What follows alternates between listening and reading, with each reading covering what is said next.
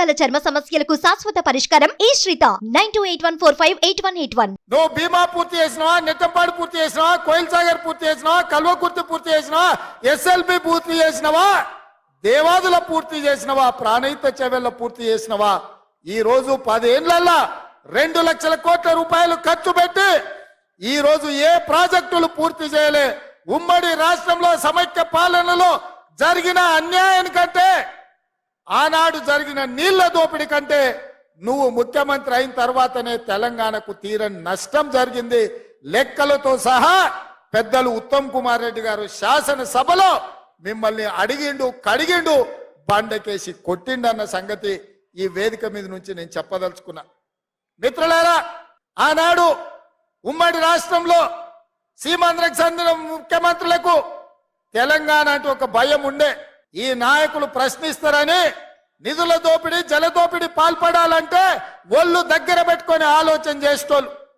ఆ రోజు వాళ్ళు చేయనంత బరి తెగింపు నువ్వు ఆ పక్కన జగన్మోహన్ రెడ్డి గారు పోతిరెడ్డి పాడు కావచ్చు, రాయలసీమ లిస్టు కావచ్చు, ముచ్చుమర్రి కావచ్చు, మాల్యాల కావచ్చు, రోజుకు 12 TMCల నీళ్లు రాయలసీమకు తరలించకపోతుంటే జగన్మోహన్ రెడ్డి గారిని ప్రగతి భవన్ కు పిలిచి పంచభక్ష ప్రమాణాల భోజనం పెట్టినావు.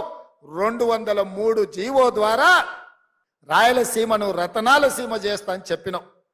రోజమ్మ పిలిచి నీకు రాగి సంకటి నాటుకోడు పులుసు పెట్టంగానే పులుసు తిని అల్చు ఇచ్చి బలిచిపోయి రాయలసీమకు నీళ్ళు ఇస్తాన్నావు. గాని పాలమూరులో నిన్ను పార్లమెంటుకు పంపిస్తే మా ప్రాజెక్టులు ఎందుకు పూర్తి చేయలేదని నేను ఆ సోయి లేని దద్దమ్మలను నేను అడుగుతున్న ఈ వేదిక మీద నుంచి.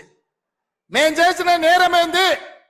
పాలమూరు జిల్లాను ఎడారిగా మార్చి ఈ రోజు ఇంకా వలసలు ఆగకుండా అన్యాయం చేసి ఇవాళ మళ్ళీ రేపు పార్లమెంట్ ఎన్నికలలో ఓట్లు అడగడానికి వస్తాడంట.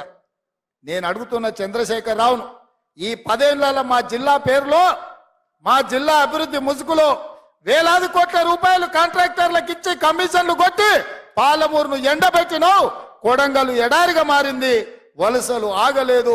ఇవాళ మేము ఓట్లు అడగాలంటే కొడంగల్ కాదు పూనా పోవాల్సి వస్తుంది.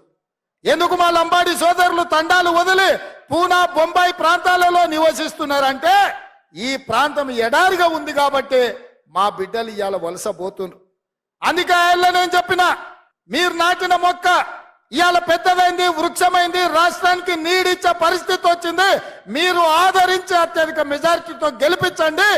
ఈ రాష్ట్రానికి ముఖ్యమంత్రినై 70 ఏళ్ళ మన గోసలు తీర్చడానికి పార్టీ నాయకులందరినీ ఒప్పిస్తా అని నేను చెప్పిన.